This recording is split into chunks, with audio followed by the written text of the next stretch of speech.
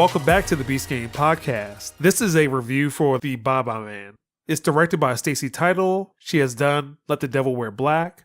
The screenplay is by Jonathan Penner. He mostly has acting credits and a writing credit for Let the Devil Wear Black. It's based on a short story by Robert Sneck called The Bridge to Body Island. It stars Douglas Smith as Elliot, Lucien Laviscount as John, and Cressida Bonus as Sasha. Smith was in the Percy Jackson series. In the 2014 Ouija movie, Laviscount and Bonus have TV credits. And the synopsis is, a mysterious figure they discover is the root cause of the evil behind a man's most unspeakable acts. So before we say anything, James, for past 4 months. I was pretty amped for this. The trailer got me. I thought it would be interesting. So just like any other horror movie, James, you are the horror movie expert. Yeah. What is your view on the Baba Man? Well, the story, the idea, the concept was pretty good. I like that. Once again, like I've said plenty of times before, the execution was poor. I didn't really care for the characters at all. The acting was kind of cardboard. I didn't have a connection with anyone, and it seemed like it was a forced connection amongst the three main characters, or the three people that were basically being haunted by the Baba Man. The special effects were really bad. This movie reminded me of like several other movies. It had a feeling of Oculus a little bit. And the reason why I say that, because the whole thing with the Baba Man was that he played with your head. And in the movie Oculus had the same idea. Matt?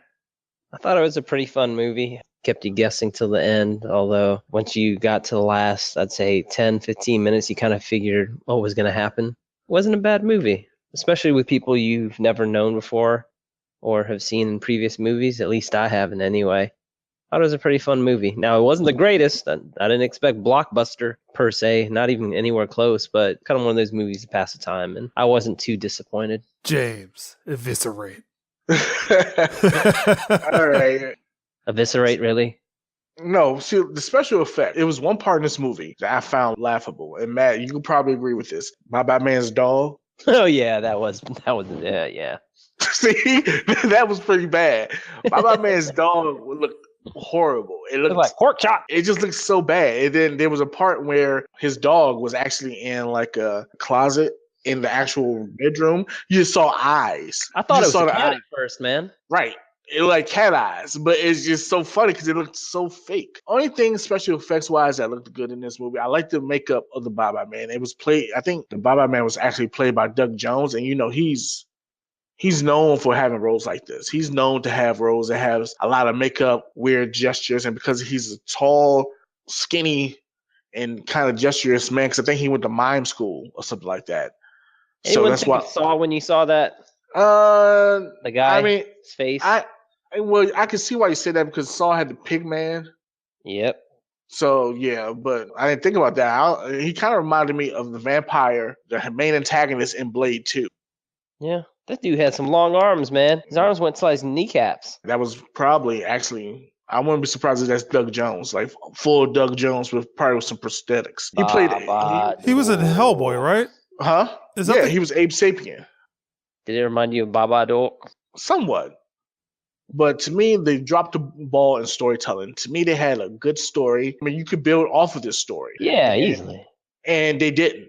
To me, it was just a dry story. I was more interested in the prequel story. There's a more prequel? Oh, yeah. I was more interested in that than the actual main story. That's not what you want. You want the side story to actually, or the prequel story, how I'm going to call it, to situate the main story, not to be better than the main story. So that's one thing that I didn't like. And like I said, the acting to me was dry. It was hard for me to believe that the main character and his girl were actually a couple. It seemed forced. I'll definitely agree with that. It seemed forced. And not because I'm saying like she was like immensely attractive and he was just a doofus. No. You found her attractive, James? No, I'm not saying that. That's just what I said. I'm not saying that. I'm saying that, she was basic and he was basic. So it's like basically together, so it's okay. Yeah, but you want to believe that they're together. You don't see any of that. The thing that killed me, he's worried about his best friend selling his girl because he's a player. Yeah, some of those scenes were kind of hilarious, though. Like I said, it was just not believable. And then certain people that was in this movie, I was like, why are you here? I want to know the seance guy, like the seance girl, what actually happened. Yeah, I mean, Baba Man was playing with his mind and her mind when they were trying to do. I mean, you don't see that, but it's implied. There was a lot of screaming apparently in the room. Let's get this straight. I didn't really explain what the Baba Man was. Baba Man is basically a chain letter. You know those chain letters you used to get in your email? Yeah. Yeah, that's what it is. Don't say it, don't think it. So they had something that was possibly gold and turned it to shit. The Slender Man.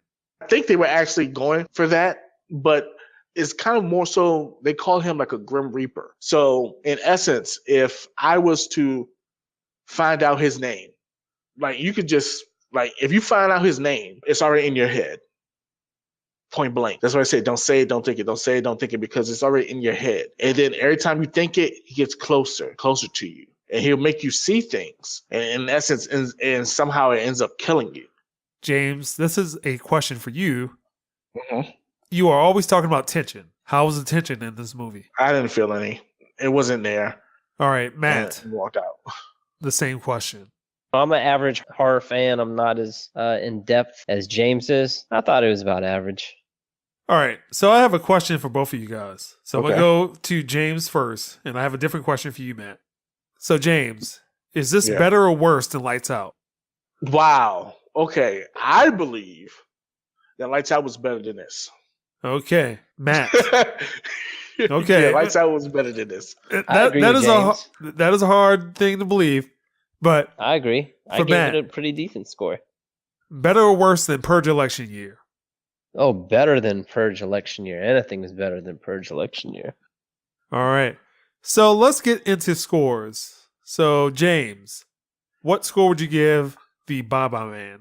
I give it a 2. A 2! And what justifies it 2? That's one of the lowest scores other than Blair Witch that you have given. What justifies that? Potential was there, the story was there, the concept was there, but the execution was so bad. And to me, anytime you're telling a story, especially a horror story, you have to have the main story as the focus. Like the side story should not be more interesting than the main story. I believe the side story was way better. I was actually invested in those characters more so than the characters that you see on the screen majority of the time. And you only see them maybe 5 times within the whole film. To me, that is a mistake on the director, and it hurt this movie to the point of I think it's embarrassing. So, Matt, what would you give the Baba Man? I give it a 6. And what justifies that 6? Because that's a big swing. It's a fun movie. It's not like anything in depth if you just took it for what it is. And this is coming from an average horror fan. I'm not anywhere closer in depth as James. It was entertaining for what it was. And chemistry between the characters, in my opinion anyway, I mean, you saw it and, you know, you could detect the jealousy of the main character to... Yeah, it was obvious. It was Black pathetic jealousy too, man. It's like, dude, relax. So, Okay. that's the Beast Game Podcast. You can find more of our podcasts at beastgame.com, iTunes, Google Play, Stitcher, TuneIn, iHeartRadio, Twitter, and YouTube.